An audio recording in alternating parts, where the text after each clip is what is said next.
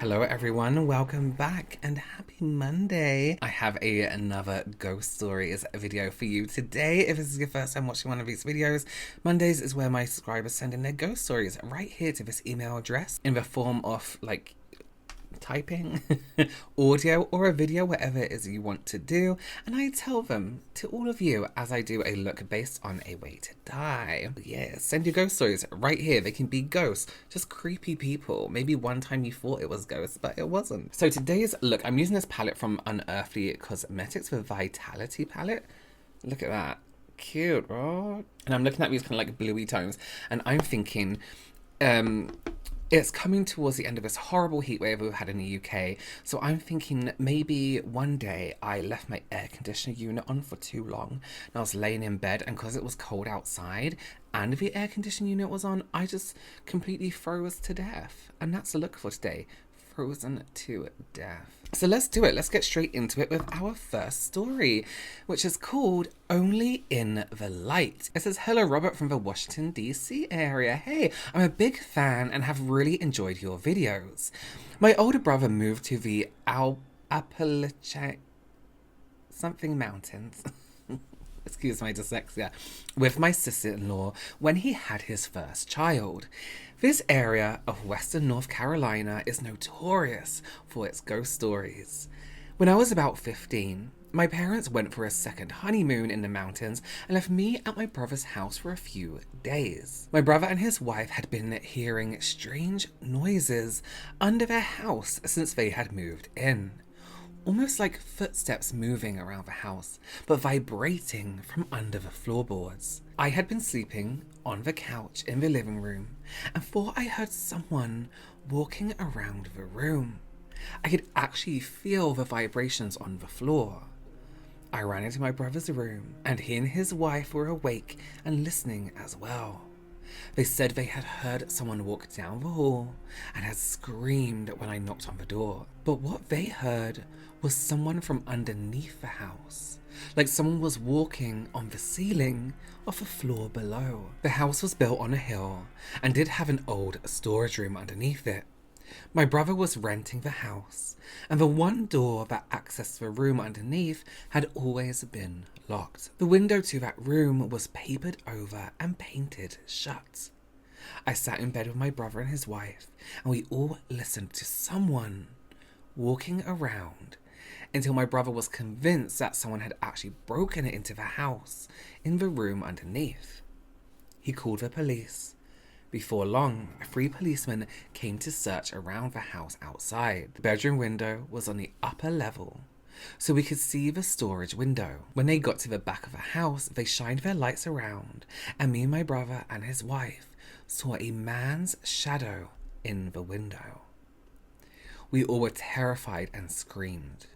The police asked if anybody was standing in the window downstairs while we were explaining that there was no one there, but that we did see the shadow.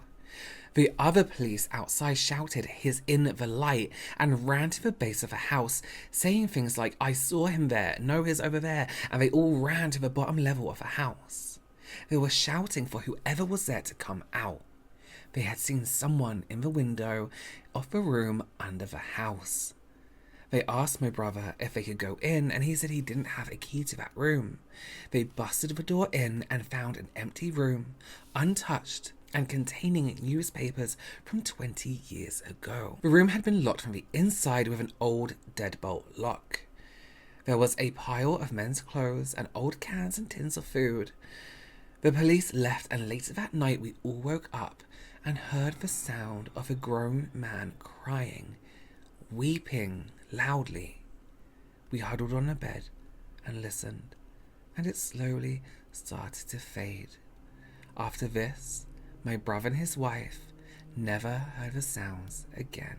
Hate ghost crying. Ooh, that is terrifying. Just having a secret room in the house that you are renting that you have absolutely no access to is such a terrifying thought for me. Like, what's in there? How do you know, like, the landlord isn't, like, creepily living in there? Not in your story, but in general. I wonder if like that ghost was like, you know what, this is kind of my home, and then it was been like, you know, the door's been knocked in and now it's kind of like not so private for him anymore. Maybe that helped him move on. You don't know. Maybe he was stuck in there and he was grateful to be let out. It's always these stories with police when the police get involved and they see what, you know, the people see. That's like, oh, okay, it's getting real. Thank you so much for your story. Thank you for sending it in. That is terrifying. Okay, our second story today is called Phantom Phone. It says, hi Robert, I love this series, so I wanted to share a weird experience of mine with you. Thank you. I'm not sure if I would call it paranormal, but for as long as I can remember, I've been hearing things that aren't there. I've written them off as hallucinations, but there is one specific occurrence that still scares me to this day. In 6th grade, my dad had given me his old phone, and being that I was in 6th grade and didn't really care about phones yet, I would lose it or misplace it around the house a lot. One week, I had lost my phone again and expected it to turn up in a few hours when I remembered where I had placed it. However, that day, I didn't actually find it. At around 9:30 p.m., I heard a buzzing noise coming from my closet.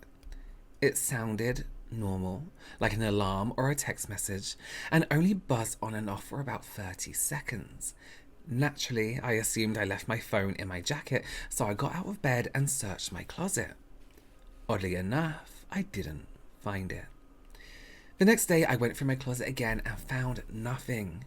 But that night, I heard the same buzzing noise come from my closet again when I was about to sleep.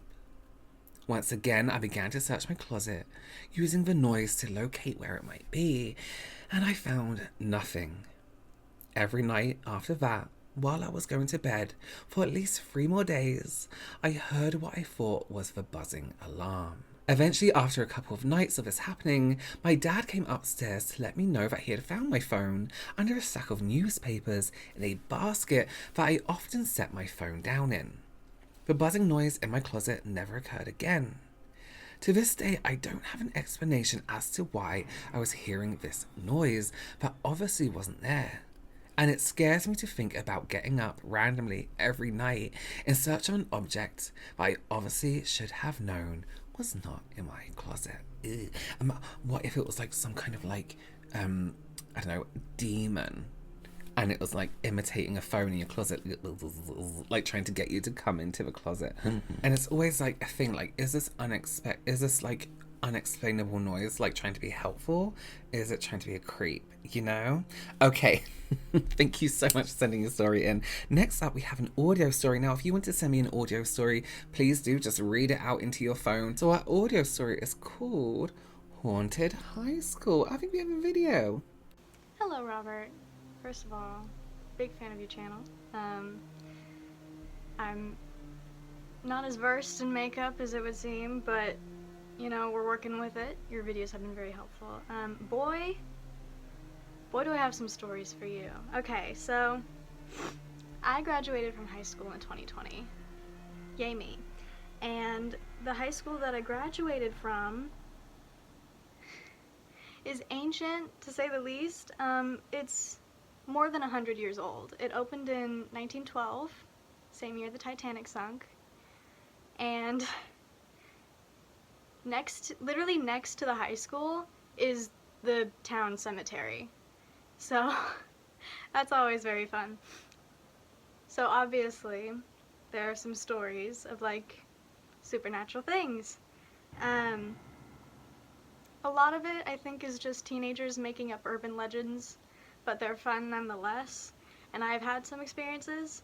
So like any self-respecting, I don't know, person like I am, I was a theater kid, right? And every good theater is haunted. So one time I was in the tech booth and we had just finished doing mic checks and somebody had left their like headset microphone on the stage. So I was in the tech booth. Nobody's on stage, nobody's backstage, but I can see on the like board where you can see the levels of sound, that mic that was alone on the stage was picking up very loud noises, even though nobody was there. So that's spooky. You could see the light board like going woo, woo, woo, woo, woo, even though nobody was there. Very spooky. Second thing is there's a hallway that runs next to the theater. It goes from backstage all the way up to the lobby in the front. And I had just finished, it was the end of a show. We had just finished a show. And I was walking down that hallway and suddenly the lights turned off. And it's a very long hallway. So I ran. Girlfriend, I ran. I was like, no, we're not getting haunted today. No. And I ran as fast as I could out into the lobby. So that was also very spooky. There are some urban legends, of course. There's stories of a woman in white who stands on top of the theater, and you can see her sometimes. Nobody knows who she is. I haven't seen her, but you know, that's one of the stories that they tell. And there's stories of World War II missile bunkers being under the school, and one of the gravestones in the cemetery, you can go, it's like a fake one, and you go through the bunker in the school and it leads out into the cemetery. There's all sorts of stuff like that. Our school is very old and it's ratchet as all get out. Yeah. There was another ghost that would always do things in our theater.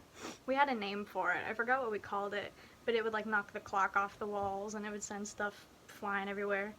But every theater is haunted, so, you know, who knows? Man, my school was whack. Okay. Yeah. That's all I got. Thanks. Thank you so much. It is true. Every theatre is haunted. You know why? Because everyone was so dramatic. That was and you know, at the beginning when you said every theatre is haunted, I immediately in my head I was like, woman in white standing in the thing, because it's always the way, isn't it? There's always somebody who like stands at the top, looks down. Theatres scare me anyway. Like if they don't even have to have like urban legends, I'm like, yeah, this is creepy. This is a creepy place. I mean, if I was like an actor and I died and I loved theatre, I would probably go to the theatre and walk around haunting for a little while. Why not, you know? I'm having a bit of trouble with this blue in this corner. It's not really sitting on itself very well. Thank you so much, Emma, for sending in a video. I really appreciate a video recording. It just gives me some time to get on with my makeup, you know, and catch up on myself. So thank you for that. Okay, our next story is called Is That You, Mr. Clift? Ooh, who's Mr. Clift? It says, hey Robert, thank you so much for helping me improve my makeup skills. You're beautiful. Thank you so much. I used to live in Hollywood, California, close to the famed Roosevelt Hotel, which is allegedly haunted by Marilyn Monroe and Montgomery Clift. As a paranormal enthusiast, a friend and I wanted to go and check out whatever we could across at the Roosevelt Hotel, as most areas you can only access if you're a guest. The area where Marilyn is sighted was inaccessible, so we tried to go upstairs. Luckily, as we approached the lift, a couple entered before us, asked us what floor we needed, and scanned the room card to operate the lift. As we got to the floor, we entered the main hallway, turning left, approaching the room that Montgomery Clift stayed in during the filming of Here to Eternity. He haunts his former room and the hallway where guests can hear a bugle playing. Bugle. Before I turned down the hallway, I felt perfectly fine, but things started to change as I made my way to Clift's room. As we were walking, I started to tell my friend about the story and claims about the haunting.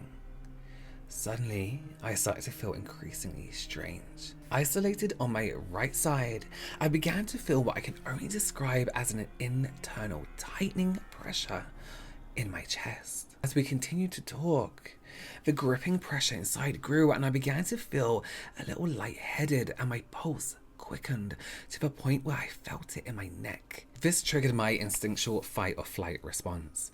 My internal voice was warning me of a threat, and I asked my friend if he felt strange since I felt physically uncomfortable. He said he was fine. I grabbed his arm and told him I need to get out of the hallway immediately. I quickly walked up towards the lift. With each step, the horrific gripping pressure on the right side of my chest eased up, along with my lightheadedness and other physical strange feelings. As soon as I turned the corner back to the lift area, I felt completely normal. I never felt anything like that before. Could that have been Montgomery? I'm not sure, but if it was, he didn't want me there. I now live in New York City, near where he's buried. I probably won't be visiting him any time soon. Yeah, Montgomery, you rude man. That is so strange. You know what? I wish we could make people feel like that, like now as we're living. Can you imagine someone's pissing you off and you're like, you know what? I'm going to tighten this person's chest. Okay, so we have some TikToks next. If you want to tag me in TikTok, it's at Robert Welsh, MUA. Listen, I know a lot of people badmouth TikTok, but if you like paranormal stuff and you get on the paranormal side of TikTok, there's some good watching going on over there. Okay, TikTok for first.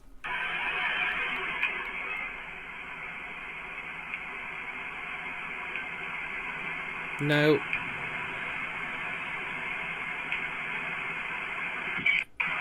Hate it. I hate that.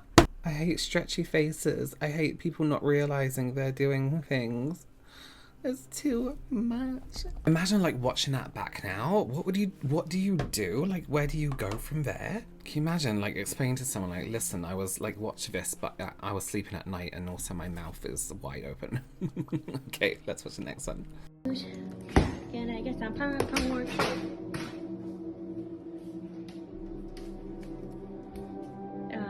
Okay.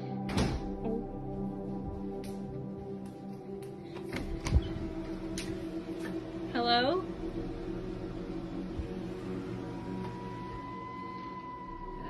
Alrighty then. No way, no way, no way, no way, no way, no way. Oh no no no no no no no no no no no no no no no no no no no orange juice, no no no no no no no.